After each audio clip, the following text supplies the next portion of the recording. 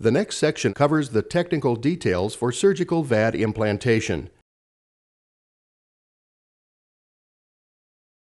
What I need to do with these guys is While the patient is being prepared for surgery, a member of the surgical team should inspect and prepare the VAD system components prior to implantation. Get blood or anything into the inside of that portion of the pump.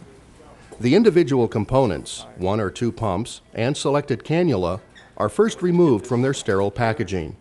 Each pump's Y connector should be covered to protect it from fluids. Great. Now, these pumps come with a black and a white nut. This black nut is designed for the atrial cannula. The atrial cannula is commercially made and is wider. The ID is smaller and the OD is bigger, and so it needs a different kind of a connector. This ventricular cannula comes with the white connector. So what I do for the LVAD is once I take out the cannula and I know what I'm going to use, if you mix up the black and the white, the cannulas will come apart. There's no way it'll stay together. So, and the reason I cover these is because it's a knife edge in there. You'll cut yourself like crazy. So this is now my LVAD, this is the RVAD. And this is the atrial cannula that we're going to use. This just stays here. This ventricular cannula comes in 2 lengths. I usually use a bigger one for the adults, a little longer. This is flexible here, and it's got the nice, the internal surface here, the external surface, the part that's in the heart is nice and textured. It grows right in. These are the 2 conduits. Now there's a bigger one here that I'm going to use for the aorta. This is an 18 millimeter, and that's for the aorta. The 14 is for the PA. It doesn't probably matter, but I like a larger outflow, less resistance, so then I use the smaller one for the PA. I'm going to fill these up with albumin now. Prior to implantation, each VAD pump should be filled with a solution of 250 cc's of 5% albumin and 100 units of heparin.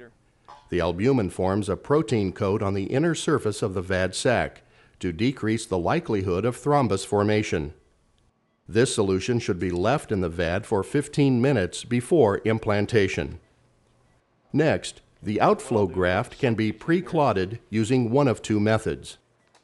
Method 1 is to immerse the graft in 100 cc's of blood mixed with 5 milligrams of protamine and 1 ampule, 5,000 units, of topical thrombin.